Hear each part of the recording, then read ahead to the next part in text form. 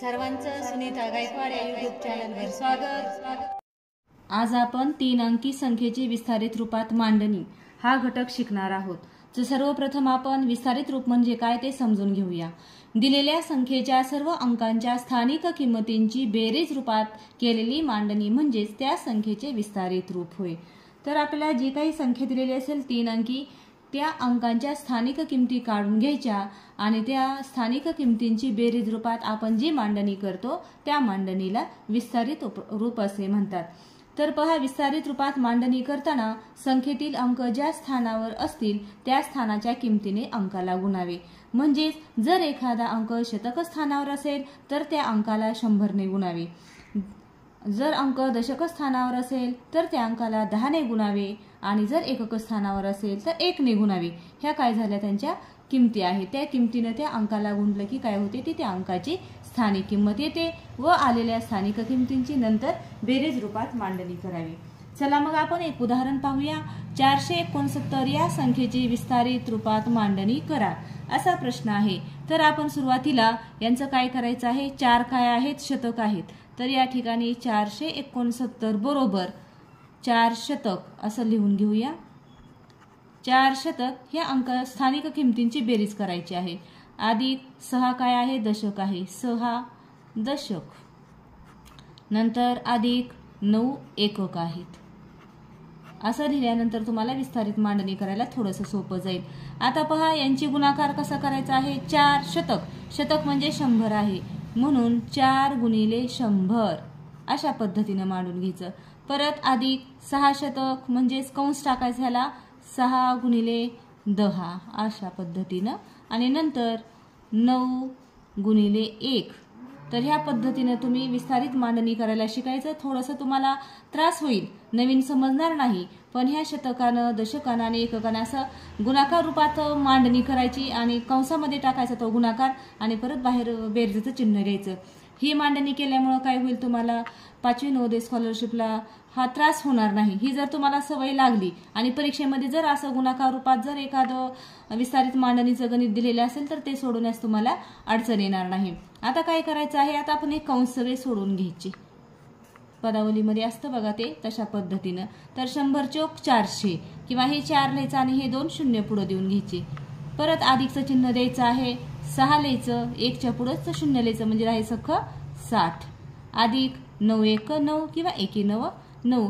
तर बघा ही जी आहे 400 अधिक 60 अधिक 9 ही काय झाली, 469 या संख्येची विस्तारित मांडणी झाली। तुम्हाला आता विचारलेलं होतं या ठिकाणी विस्तारित रूपात मांडणी करा।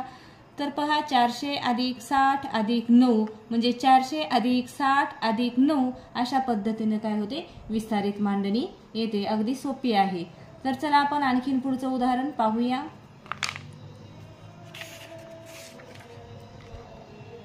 तर 340 या संख्येची विस्तारित रूपात मांडणी करा। आता मगाच्या सारखंच तुम्ही मांडून घ्यायचं आहे। या पण ठिकाणी 340 बरोबर आता 3 शतक, जोपर्यंत तुम्हाला चांगला सराव होत नाही तोपर्यंत असं मांडून घ्यायचं। नंतर 4 दशक आणि 0 एकक लिहिले तरी चालतात किंवा नाही लिहिले तरी चालतात, आपण लिहून घेऊया तुम्हाला समजण्यासाठी।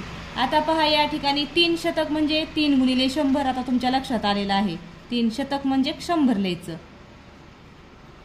परत हे अधिकचं चिन्ह असंच, आता कंस टाकायचा, 4 गुणिले दशक म्हणजे 10 म्हणून गुणिले 10 करायचं, त्यानंतर अधिकचं चिन्ह।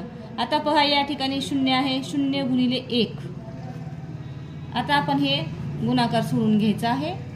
आता 3 लिहा, 2 शून्य द्या किंवा 100 त्रिक 300 किंवा 3 0 0 3 0 0 3 1 3 अशा पद्धतीने केलं तरी पण चालतं। परत 10 चौक 40 किंवा 4 10 40। आणि पहा आता मात्र शून्याचा गुणधर्म आहे, शून्यानं कोणत्याही संख्येला गुणलं तरी गुणाकार 0च येतो, म्हणून 0 1 0 हा लिहिला तरी चालतो किंवा नाही लिहिला तरी पण चालतो। तर ह्याचा अशी विस्तारित मांडणी 300 अधिक 40 जो पर्याय असेल तो परीक्षेमध्ये तुम्ही त्या पर्यायाला रंगवायचा आहे। तर अशा पद्धतीने ही ह्याची काय झाली मांडणी आलेली आहे। अधिक 0 पुढे लिहिलं तरी चालतं किंवा नाही लिहिलं तरी पण चालतं, पर्याय जसा आहे तसं तुम्ही लक्षात घ्यायचं आहे आणि उदाहरण सोडवायचं आहे। आता पुढचा प्रश्न आहे, 550 या संख्येची विस्तारित मांडणी कशी कराल। आता पहा आपल्याला 5.5 असे या ठिकाणी दिलेला आहे, शब्दामध्ये दिलेला आहे, ते आपण पहिल्यांदा अंकामध्ये मांडून घ्यायचं. आता 5.5 साडे म्हणलं की 50, तुम्हाला अगोदर थोडंसं सांगितलं होतं. 500 म्हणजे हे 500 आणि साडे म्हणलं की 50, कारण इथं काय दिलेलं आहे, शे आलेला आहे.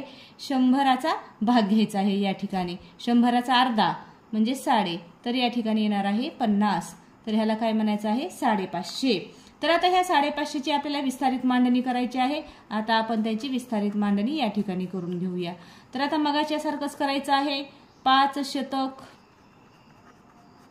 अधिक 5 दशक अधिक 0 एकक. लिहिलं तरी पण चालतंय किंवा नाही लिहिलं तरी पण चालतंय शून्याचं मात्र. 5 शतक म्हणजेच काय आहे, 5 गुणिले 100.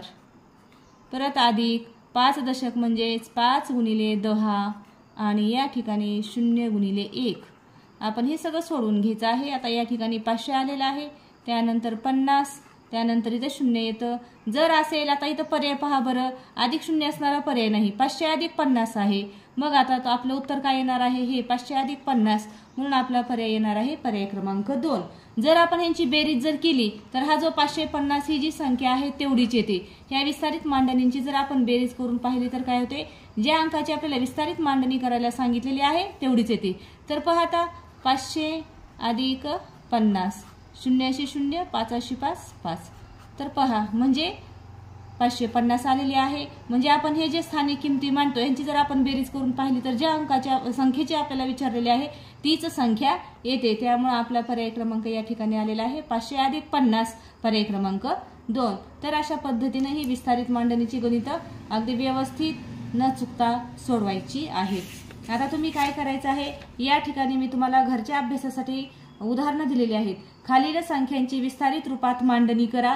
375, 567, आता जसं सांगितलेलं आहे त्या पद्धतीनं तुम्ही वहीमध्ये हे उदाहरणं लिहून काढायची आणि त्यांची मांडणी करायची आहे. आता या ठिकाणी बघा 6व 7व जे गणित आहे 350, तर हे 100चे भाग या ठिकाणी घेऊन 6 म्हटले की 25 घ्यायचं आहे. 850, 4, पावणे 300, 951 ही काय करायचे आहेत, गणितं तुम्ही वहीमध्ये व्यवस्थित लिहून काढायची आहेत. तर आता आपण पुढचा प्रश्न परीक्षेमध्ये कशा स्वरूपाचा येतो ते पाहूया. ही गणितं वहीत लिहून तुम्ही सोडवा. आता पहा या ठिकाणी आपल्याला प्रश्न दिलेला आहे, 3 अंकी सर्वात मोठ्या संख्येची विस्तारित मांडणी कोणती. तर अशा स्वरूपाचे जरा हटके वेगळे प्रश्न काय होतात आपल्याला परीक्षेमध्ये येत असतात. 3 अंकी सर्वात मोठ्या संख्येची विस्तारित मांडणी कोणती. तर आपल्याला सुरुवातीला 3 अंकी सर्वात मोठी संख्या काढून घ्यावी लागेल. 3 अंकी सर्वात मोठी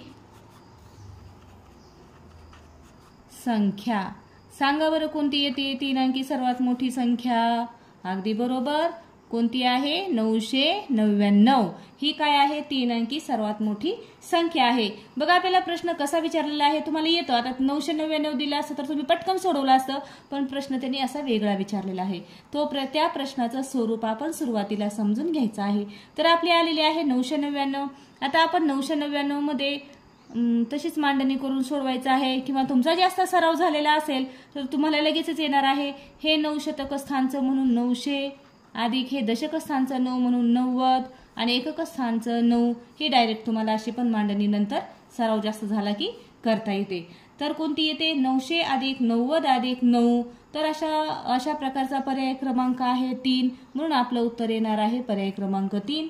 3 नंबरचा पर्याय तुम्ही परीक्षेमध्ये रंगवायचा आहे. तर अशा पद्धतीनं प्रश्न व्यवस्थित वाचून समजून घेऊन तुम्ही दिलेली उदाहरणं सोडवायची आहेत. आता पुढचा प्रश्न आपण पाहूया. 4 अधिक 400 अधिक 800 ही विस्तारित मांडणी असणारी संख्या कोणती. तर पहा या ठिकाणी तुम्हाला मांडणी कशी दिलेली आहे पहा. आता आपल्याला ह्या विस्तारित मांडणीवरून काय करायचे आहे, संख्या काढायची आहे. तर आपली विस्तारित मांडणी ही कन्सेप्टच म्हणजे ही संकल्पनाच काय आहे, दिलेली जी संख्या असते तिच्या अंकांच्या स्थानिक किमतींची बेरीज असते. तर आपण आता ह्यांची बेरीज करून घ्यायची आहे. तर या ठिकाणी आपण बेरीज करूया. आता आहे तशा क्रमानं लिहा, किंवा तुम्हाला इथं 1 शून्य जास्त झालेला आहे माझ्याकडून, तर ते आपण खोडूया. तर बघा 4 अधिक 40 अधिक 800 ही विस्तारित मांडणी असणारी संख्या कोणती. तर आता आपण काय करायचं आहे, यांची उभी मांडणी करून घ्या. एक तर आपण ह्यांचा सवासा क्रम लावून घेऊया किंवा आहे तशी संख्या मांडून घेऊया। तर आता आपण आहे तशीच मांडून करूया। या ठिकाणी 4 दिलेला आहे, 4 एकक आहे ते असेच लिहा।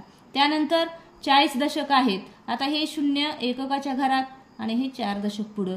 त्यानंतर काय आहे 800 दिलेला आहे। आता हे 2 एककाचं 0 दशकाचं 0 आणि हे 8 असं पुढे येणार आहे। ह्यांची काय करायची आहे आपल्याला बेरीज करायची आहे।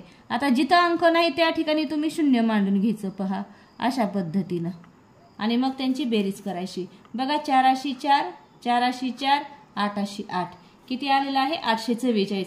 ही एक पद्धत झाली आणि दुसरी एक पद्धत तुम्हाला सांगते। तर आपण ही व्यवस्थित मांडणी घ्यायची। अगोदर शतकाची मांडून घ्यायची 800, त्यानंतर दशकाची 40 अधिक हे एककाची 4। अशा पद्धतीने जर तुम्ही मांडणी करून घेतली तर तुम्हाला काय होईल बेरीज करायला सोपं जाईल। तर आता आपण असं मांडून घ्यायचं 800 अधिक 40 अधिक या ठिकाणी 4। तर ही मांडणी केल्यानंतर जास्त गुंतागुंत होत नाही। 4×4 नंतर 4×4 आणि 8×8 किती आलं बघा। कोणत्याही पद्धतीने जरी बेरीज केली तरी ती काय होते सेमच येते। 844 844 आपला पर्याय क्रमांक येणार आहे 2। तर अशा पद्धतीने ही गणित तुम्ही विस्तारित मांडणीवरची सोडवायची आहेत। विस्तारित मांडणी हा भाग अतिशय सोपा आहे। तो जर समजून घेतला तर तुम्हाला परीक्षेमध्ये कसाही प्रश्न विचारला तरी तुम्हाला तो नक्की सोडवायला येणार आहे। त्यामुळे तुम्ही दिलेल्या प्रश्नांचा आज घरी सराव करा। उद्या पण आपण विस्तारित मांडणीवरचेच परीक्षेमध्ये कोणत्या स्वरूपाचे प्रश्न येतात तो भाग पाहणार आहोत। उद्या आपण नवीन गणितासह नवीन उदाहरणासह भेटणार आहोत। माझा हा व्हिडिओ तुम्हाला कसा वाटतोय ते तुम्ही मला कमेंट बॉक्समध्ये नक्की सांगायचं आहे आणि व्हिडिओ पाहिल्याबद्दल धन्यवाद।